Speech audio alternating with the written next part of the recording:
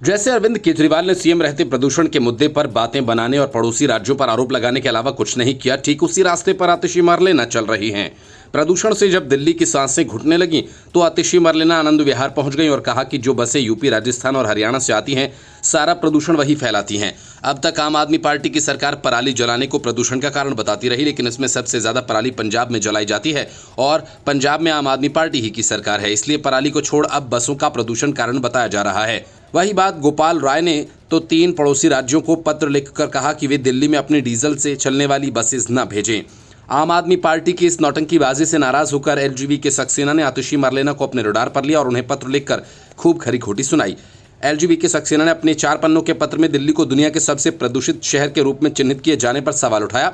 साथ ही बताया कि इस घातक प्रदूषण का लोगों के जीवन पर बहुत खतरनाक असर पड़ रहा है और इससे उनका जीवन भी कम हो रहा है। लेकिन अपने पत्र में यह भी कहा कि उन्होंने समय समय पर प्रदूषण के मुद्दे को लेकर सरकार का ध्यान आकर्षित करवाया, लेकिन कोई समाधान नहीं निकला। उपराज्यपाल ने कहा कि हमें एक बार फिर दुनिया का सबसे प्रदूषित शहर करार दिया गया है। हमारे निवासी, खासकर गरीब, जानलेवा वायु प्रदूषण के कारण अपनी जिंदगी कम करने के अलावा आजीविका के नुकसान का भी सामना कर रहे हैं।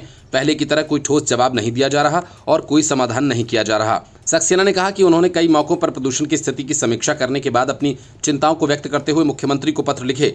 उन्होंने लिखा कि पिछले 2 सालों में दिल्ली के उपराज्यपाल के रूप में मेरा यही अनुभव रहा।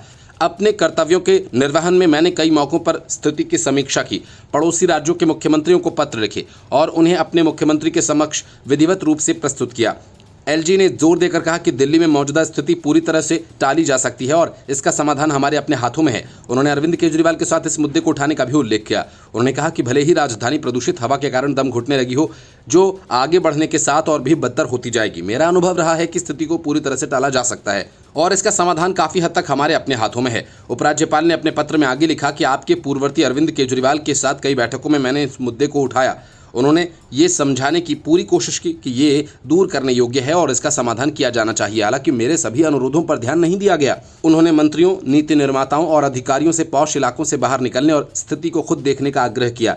एलजी ने लिखा कि दिल्ली उन साफ सुथरे और स्वच्छ इलाकों से कहीं बढ़कर है जहां हम में से कई लोगों को रहने का सौभाग्य मिला है। ये एनडीएमसी और सिविल लाइन्स इलाकों से कहीं आगे तक फैला हुआ है, जब हम उस भयावह वास्तविकता का सामना कर रहे हैं जिसके साथ हमें जीना है। Bureau report, news of India.